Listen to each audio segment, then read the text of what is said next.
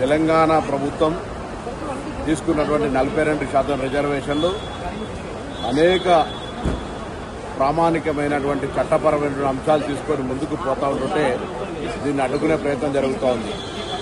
మరొకసారి విజ్ఞప్తి చేస్తున్న పిటిషనర్లందరికీ ఇది రాజ్యాంగబద్ధంగా ఉన్న ఎస్సీ ఎస్టీలకు కానీ ఈడబ్ల్యూఎస్ కానీ వేరే ఇతరులకు ఎవరికి నష్టం కలిగించేది కాదు.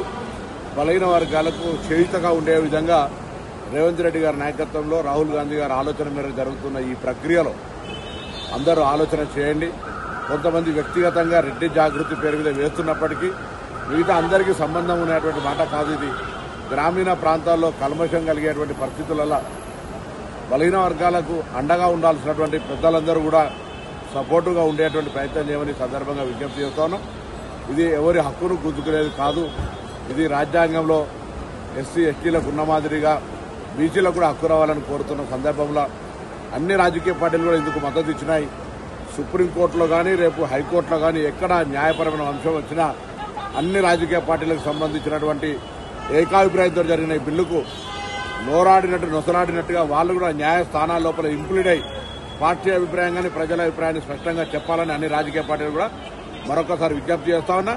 ఇది పైన పటారం లోన లొటారం అన్నట్టుగా మీదికి మాత్రం సపోర్ట్ చేస్తున్నటువంటి విధానం కాకుండా పిటిషనర్ల పైన కొంత విజ్ఞప్తి చేసి కానీ మీ పార్టీ పరమైన అభిప్రాయం న్యాయస్థానాలకు చెప్పి కానీ ఈ అంశంపై స్పష్టత చేయాలని కూడా ఈ సందర్భంగా కోరుతూ ఢిల్లీకి ముఖ్యమంత్రి గారి సూచనల మేరకు పిసిసి అధ్యక్షుల సూచన మేరకు అదేవిధంగా ఏఐసిసి కార్యదర్శి మీనాక్షి నటరాజన్ గారి సూచనల మేరకు ఉప ముఖ్యమంత్రి గారు, నేను, శ్రీహరి గారు ఇంకా కొంతమంది ప్రజాప్రతినిధులు వెళ్తా ఉన్నాం.